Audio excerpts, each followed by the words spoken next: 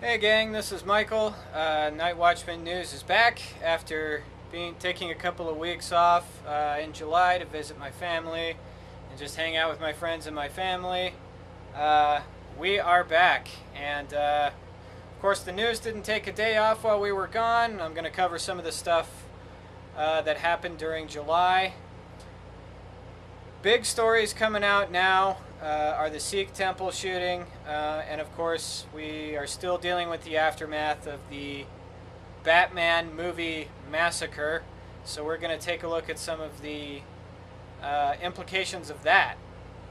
Before we begin tonight, let me just kind of introduce you to the new homepage. We're going to try a different template. We're not going to use the template that we were using before. This is kind of clean.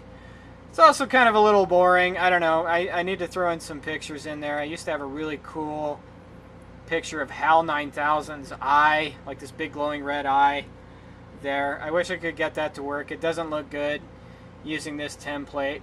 But anyway, a little too much inside baseball there. That's kind of what the homepage is going to look like now. It's a little cleaner, and then over here you got links to the stories in a sidebar, and then maybe this is a little bit easier to read. We're going to give it a shot. If you guys don't like it, send me an email at nightwatchmannews@gmail.com, or just leave a comment, and I will totally take your ideas into consideration. I'm not like a web genius. I'm not like, a professional journalist. I'm just a dude that watches the news, and I'm sharing it with you here with YouTube videos. So any input you want to give me is totally appreciated. So let's just dive right into our news stories tonight. The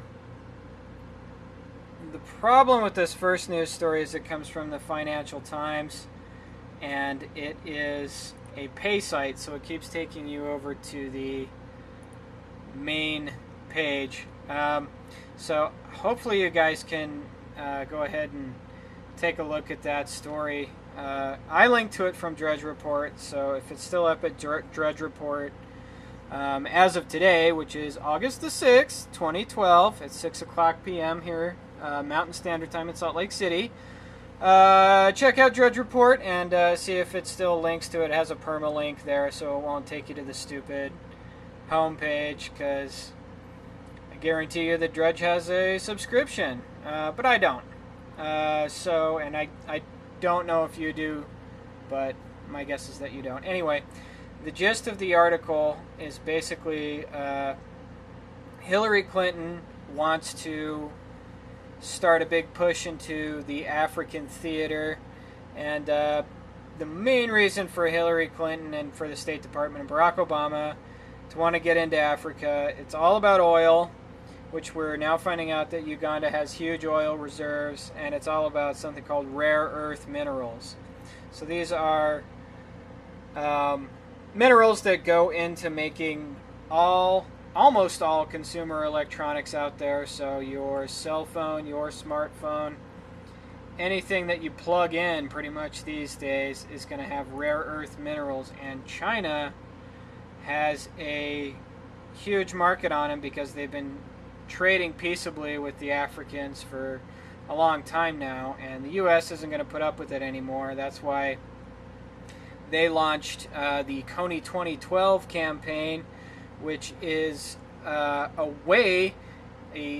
psyop perpetrated against America's youth to turn the anti-war left into the pro-war left, and to get kids to want the government to invade Uganda and go after this bogeyman who has been disappeared into the jungle for 6 or 7 years now. Nobody's seen him.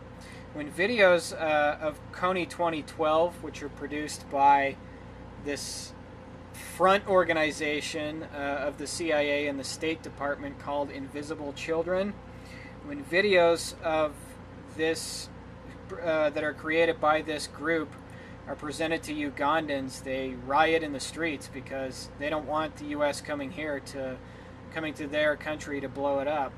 So Financial Times has a good article about Hillary Clinton's trip to Malawi, where she's trying to get a bunch of support from these African leaders, and how China kind of rebuts all the claims that Hillary Clinton is making, is that it's not about, you know, mineral reserves, and it's not about resource dominance or anything like that, which is what Hillary Clinton said, and they just came back and said, come on, we know what's going on. So get real, Hillary. And Hillary's going to have to get real, because we are real. We know what the heck is going on, and pretty soon these politicians are just going to have to be made more honest. So, and it freaks them out, and that's why I think some of these violent things are happening right now, because they want to declare war on Americans. Okay, so our next story, this kind of goes hand in hand with what we were talking about, the real reason Obama is sending U.S. troops to Uganda. Really good rundown of what this guy's opinion. This guy's an African-American writer, and then this is kind of like a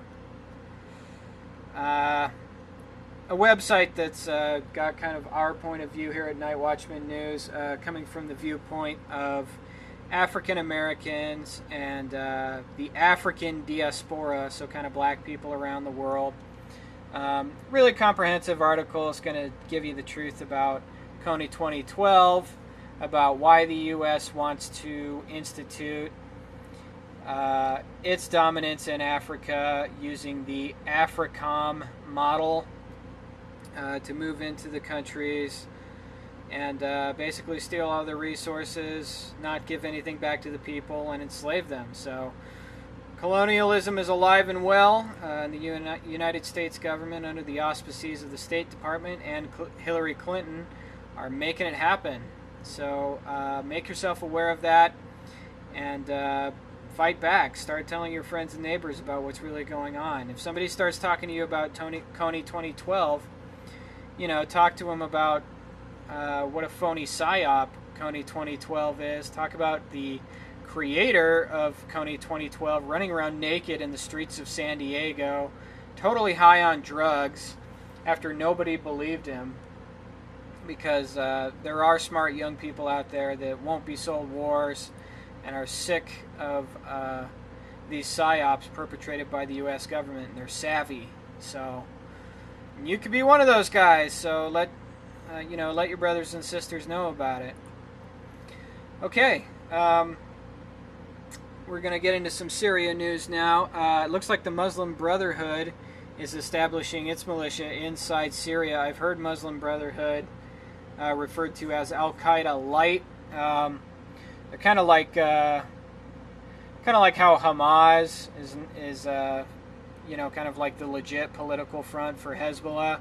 It's kind of the same idea. These guys are just kind of the legit political front for Al-Qaeda, and they are in charge of Libya right now, and now they're moving into Syria because they're probably backed by the State Department and by the CIA and NATO, and they're being allowed to just go in and stake their flag right here on these people's land and be there illegally.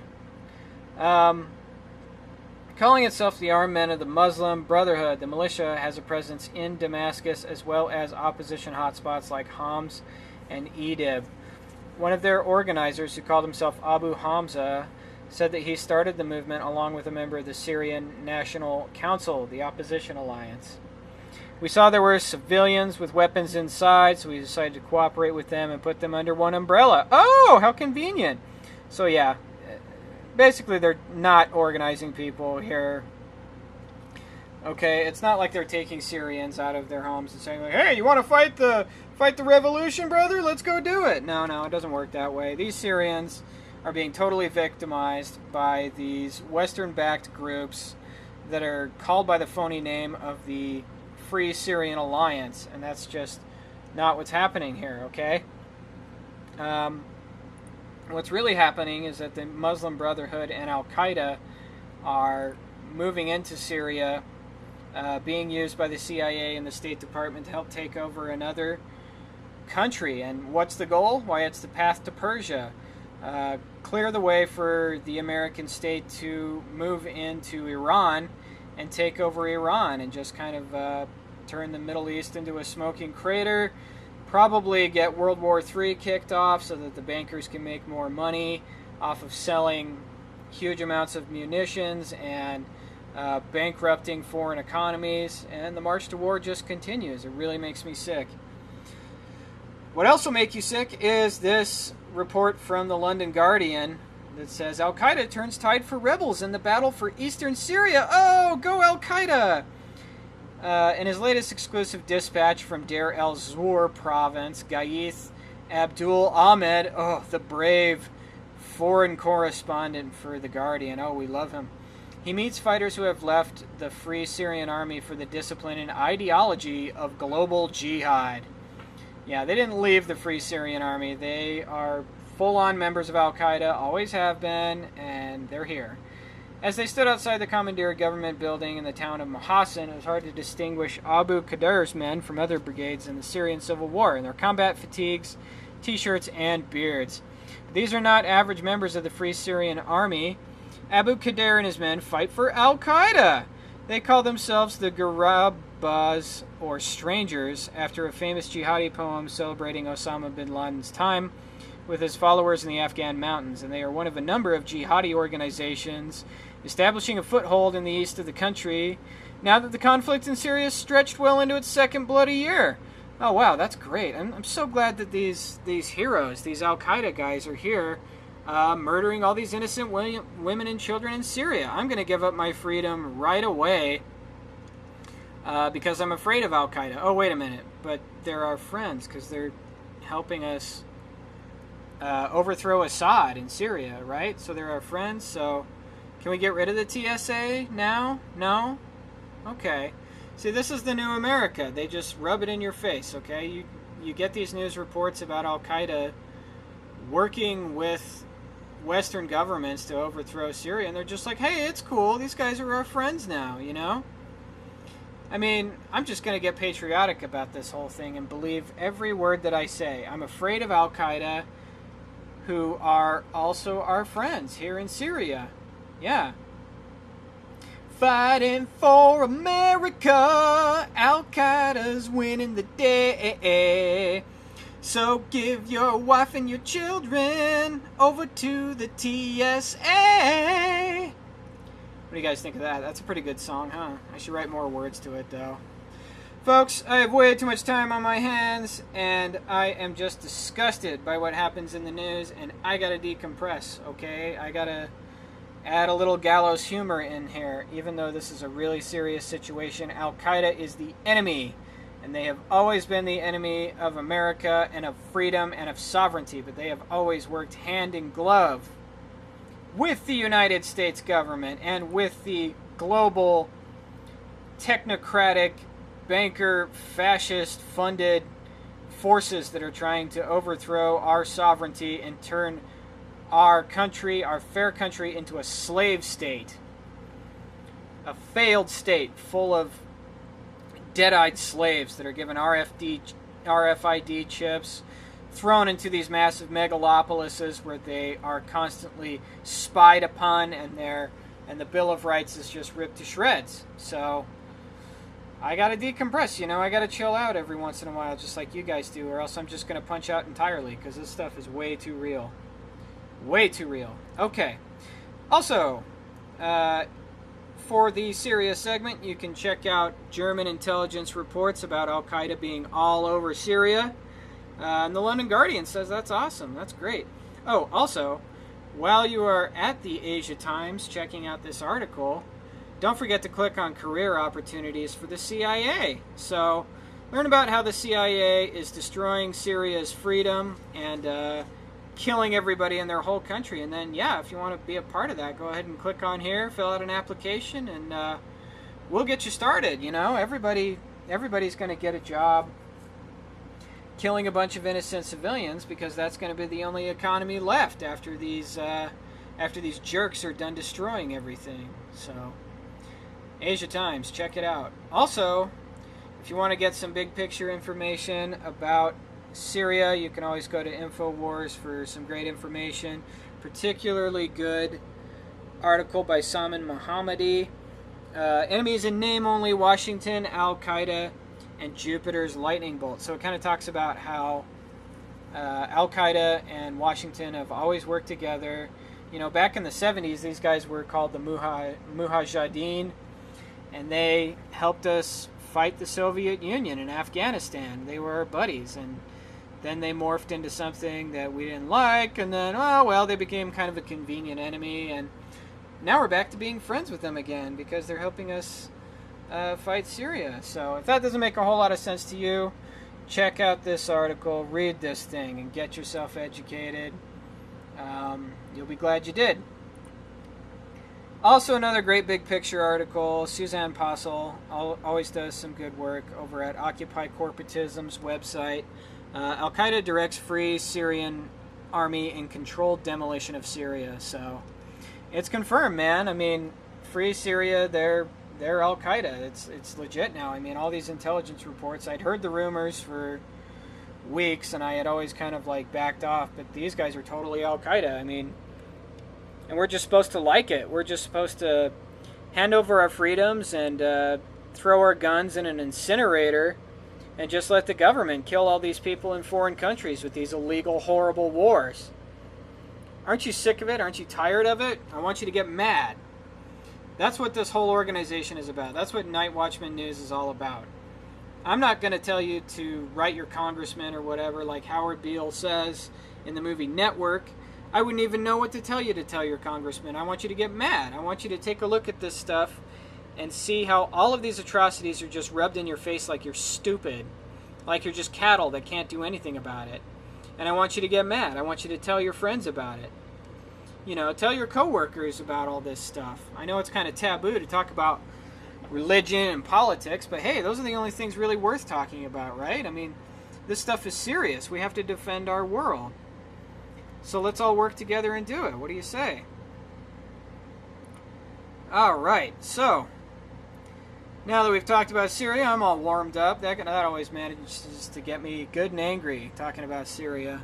We can talk about the government green ghettoization promoted by GM. The 2012 Chevrolet Volt becomes the centerpiece of a smart community. Yeah, smart community means a slave community. Always replace the word smart with slave, and you are going to be in good shape. Austin, Texas. Maybe it should be renamed Chevrolet Voltville. Oh boy, that's fun. The largest concentration of Chevy Volts in the country will play a key role in helping Texas residents in a 700-acre planned community as they test the impact of smart homes and other green technology like electronic vehicles. Oh boy! GM calls it the greatest concentration of Chevrolet Volts in the world. Yeah, how about the only concentration of Chevrolet Volts in the world, folks? They stopped making this stupid car because nobody bought it, okay? Our government dumped $200 billion into propping up General Motors' failed business model. And now guess how much General Motors is worth? Take a wild guess, about $30 billion. So I can't count without taking my shoes off, but that's I'm just going to say that that's a pretty big loss. That's a loss of a lot of money, and that's all your taxpayer money.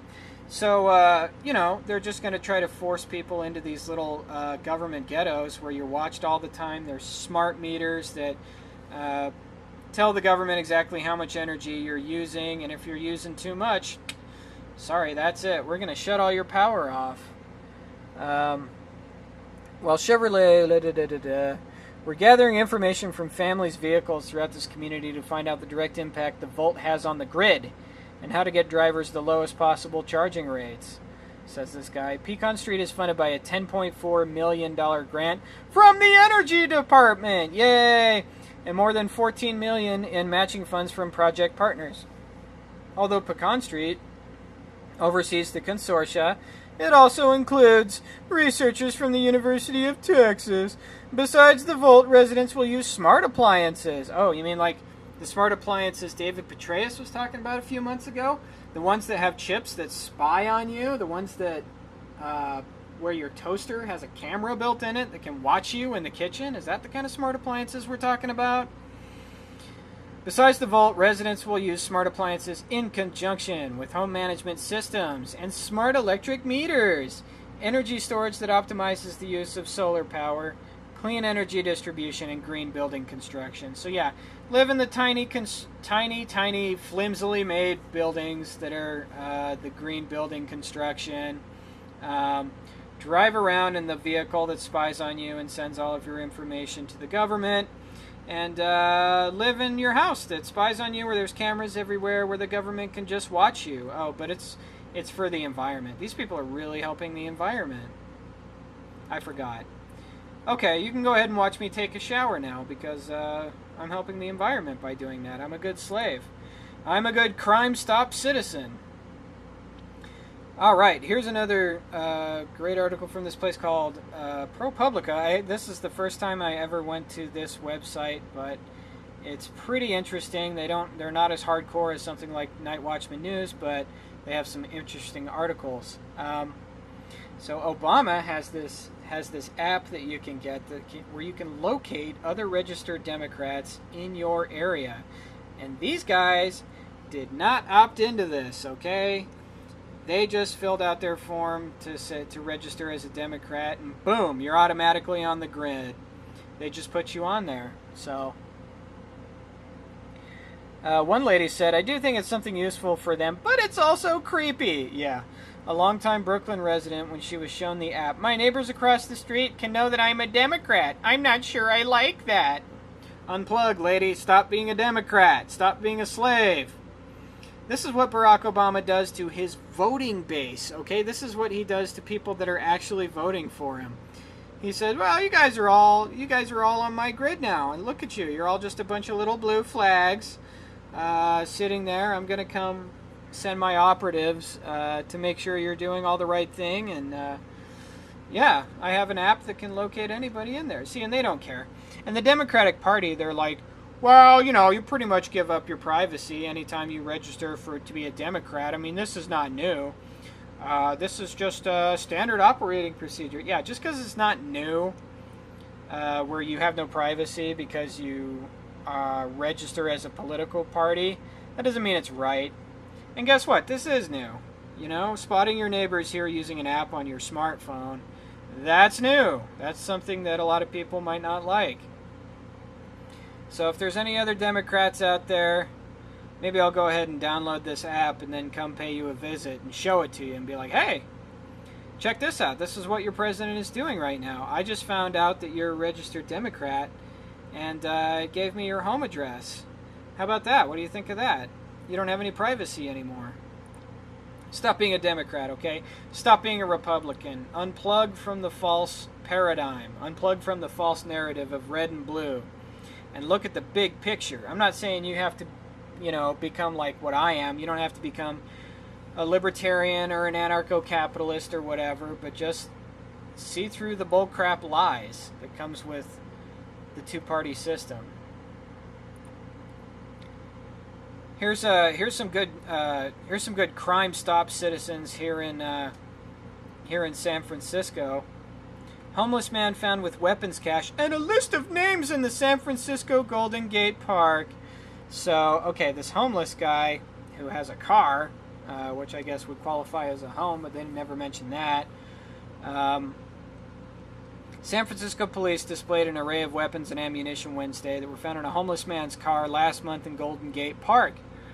Officers had prior contact with the man, but Chief of Police Greg Sir ended up defending his department, even though the suspect got past them with a large amount of weapons. "Oh no! This slave has a gun!" Watch this news report, it'll make you barf. Well, the kids wanted a puppy, God but they dang. can be really expensive. So to save money, I just found him a possum. Dad? Yeah, okay, so you have to watch commercials for everything Probably right just now. You play can't possum. get informed ever. There he is. There's an easier way to save. Geico. People who reported a man living in his car and harassing people near Golden Gate Park Oh no! had good reason to feel uneasy. Police say he was hauling around a small arsenal. CBS 5 reporter Don Ford got a look at it. Waller Street in the Haight-Ashbury district is used to homeless people, but San Francisco police... We love homeless surprised people. when they found one homeless Except for man's armed ones, that's bad. Approximately 5,800 rounds of ammunition in the vehicle. Police also found a shotgun, a rifle, 2 handguns, and a large assortment of knives. Police say the vehicle had many other items, including a list of national political figures, but cautions. We don't have a specific threat, other than that he intended to harm someone from his family. Police arrested 37-year-old Robert Johns, who was living in the Jeep at the time. He's charged with possession of a short-barreled rifle, several counts of concealed weapons, and marijuana for sale. Marijuana in San Francisco? No way. They are still afraid of his friends and don't want to be identified. But they say John stood out. Alright, that's enough. So you see the media demonizes people that are practicing their Second Amendment rights. And they only spend about a second saying, like, well, we don't really have anything on this guy. He wanted to make a threat against his family. And, you know, if he's threatening people in his community, that might be legitimate, but it doesn't sound like he's using his weapons to threaten people. He's just being kind of a weirdo. But that doesn't matter. Let's just take his guns anyway. Let's steal his property, even though he's homeless and he has nothing. And just because he has a list of names in his car, let's just throw him under the bus for that. So that's really good reporting there, CBS San Francisco. Way to inoculate the citizens of San Francisco against personal responsibility and freedom and liberty and self-defense. Yeah, because the police are God, so that's great. But guess what? Every single comment on here comes from pro-Second Amendment people, conservatives and libertarians. I mean, they just rip this thing apart. So Americans are awake. They know what's going on. This got linked to from Drudge, so yeah, it's going to get like more conservative people in here talking about it. But, I mean, they just rip this guy. There's like 700 comments on here, and it's all the same stuff. I left a comment. I didn't see it posted, so maybe they took a look at it and decided that I was a nut job too. Maybe they're going to come steal my guns and say that I'm a crazy person, take a bad picture of me, and put me on TV. We shall see.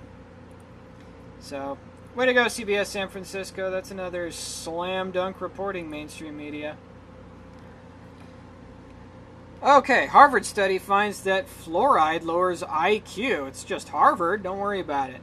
And that's published in a federal government journal. A Harvard study finds fluoride lowers IQ, published in this is from July the 24th. Harvard University researchers' review of fluoride brain studies concludes our results support the possibility of adverse effects of fluoride exposures on children's neurodevelopment. It was published online July the 20th in Environmental Health Perspectives.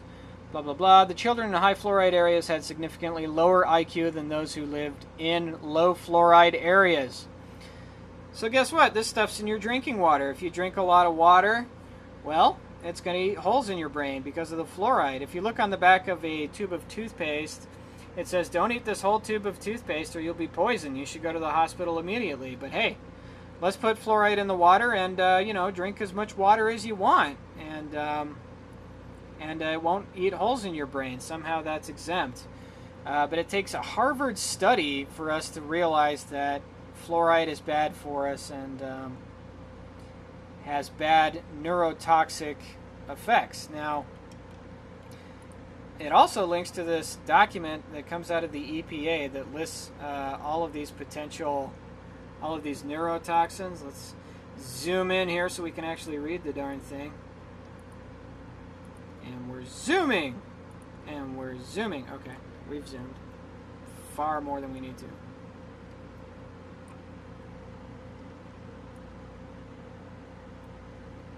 But check out this list. It's got, okay, fluoride right there. That's a list of neurotoxicants. So these are significant neurotoxicants. What else is in here? Aspartame, that's in your soft drinks. That's bad for you. That'll eat holes in your brain right there. And then also I noticed this THC over here. So, yeah, I guess if you smoke enough pot that has THC in it, that's the active chemical in there, you are going to get a little neurotoxicity. You're going to become a pothead. So, but yeah, these are substantial evidence of developmental neurotoxicity, and fluoride is on the list. Also, you have just like a bunch of other things like aluminum. Aluminum is in the fluoride that the fluoride cocktail that they get from the aluminum phosphate industry that your local government gets paid for to dump into your water supply. Oh yeah, that's happening. So all of this stuff is bad for you, and fluoride is bad for you, but hey, just keep brushing your teeth with it, and keep drinking all the water that's been spiked with tons of fluoride, because that'll make you a good citizen. The government wants to damage your brain, folks. They don't want you remembering news stories that you see and tracking events that happen time after time and finding patterns. They just want you dumbed down and stupid. Oh, hey, if you haven't thrown up yet, thanks to the Syria report and the fluoride that's in the water, guess what? Graham Spanier, who was the former president of Penn State, he went to prison, right, for covering up all that child rape that happened on the campus with Jerry Sandusky, right? That happened, right? Nope. Graham Spanier's gig as a federal worker is a mystery. That's right. So now he works as a federal employee, and he has a top secret job. The rumor is that he's overseeing this like surveillance grid that's being built in New York City that's going to have cameras everywhere watching everybody, just like London, and it's going to have facial recognition technology and everything. So the guy who covered up kitty rape is now going to get to spy on all New Yorkers. That's just the rumor. I can't confirm that at this time. But look, this guy, shouldn't he be in prison, hung up by his thumbs? I don't understand why he's given a cushy government job. I guess he's got a security clearance, and he's always had a security clearance, which creeps me out, considering the stuff that he knew and the stuff that he covered up. But yeah, if you cover up child rape, man, you got front row seats to Obama's new America. You know, you can join the globalist, global occupier scumbags and rape all the kids that you want, and go ahead and collect a taxpayer-funded pension, because you're awesome. Way to go, Graham Spanier. There's a real American hero right there. Look at that toad. That is an ugly dude. Look at his stupid, like, politician haircut and his stupid suit. What swine all these people are. These guys make me sick. Jerry Sandusky, Graham Spanier, all these scumbags belong in jail where they belong. If I caught Jerry Sandusky raping somebody, I wouldn't be like that kid and, like, go tell Joe Paterno about it. I would blow him away. And if I found out that Graham Spanier was covering it up, I might try to find a way to blow him away too. Not saying it's going to happen, not saying I'm going to do it, but if I was put in that situation with Jerry Sandusky, I would definitely shoot that dude. And this guy belongs in jail, Graham Spanier, for covering it up. Forget all these clowns. Alright, so we are entering the reality-free zone now with these mass shootings that are going on.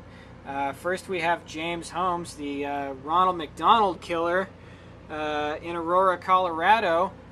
And now we have the Sikh temple shooting that happened yesterday, where 7 people were killed, including the gunman, the supposed gunman who perpetrated this crime. This is a really great article with some great evidence from Wayne Madsen. James Holmes' family tied to DARPA and mind manipulation work. So James Holmes' dad worked for company that was funded by DARPA, had these DARPA projects in the works. Now that itself isn't a smoking gun that says that, you know, James Holmes also is part of a DARPA mind control project, but he gave a presentation on a paper about biomarkers and mental disease or something like that. I'm not a professional. I don't know what it's all about. Brilliant student, really smart guy, who suddenly went off the deep end. I mean, this guy just looks like a drugged up patsy. This is ridiculous, okay? And Wayne Madsen breaks it all down for you. A lot of really good info there. Don't be afraid to question the narrative of the single shooter in the Aurora, Colorado shooting. Multiple witnesses have said that they saw more than one guy and none of them have described a person that looked like James Holmes in the theater. They just say that he got up, left the building, and he's wearing the bright red hair. It could have been another guy with bright red hair. We really don't know.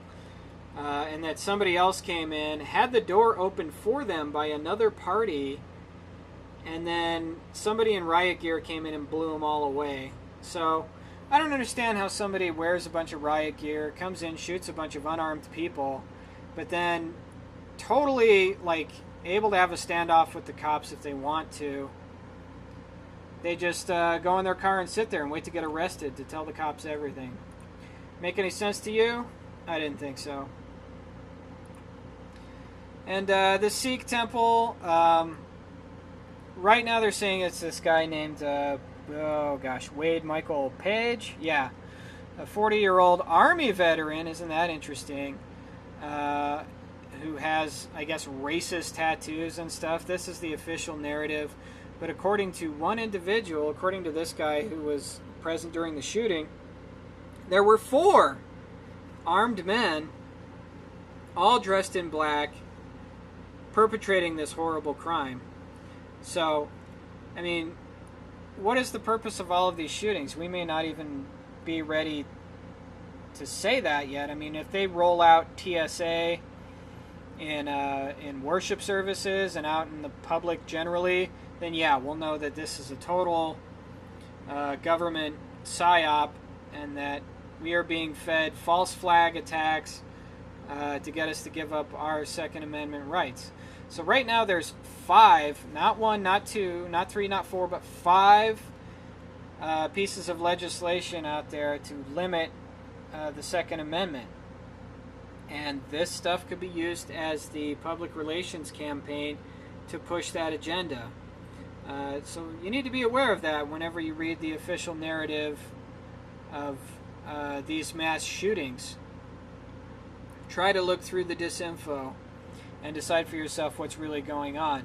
The only difference between me, and again, the only difference between me and the mainstream press, is that I'm saying let's question this narrative that it was this lone gunman, that it was this conveniently this white, racist, gun-owning, Army veteran who, according to their own documents, the government says is the enemy. According to Homeland Security documents, they said that veterans, returning veterans, are the enemy, and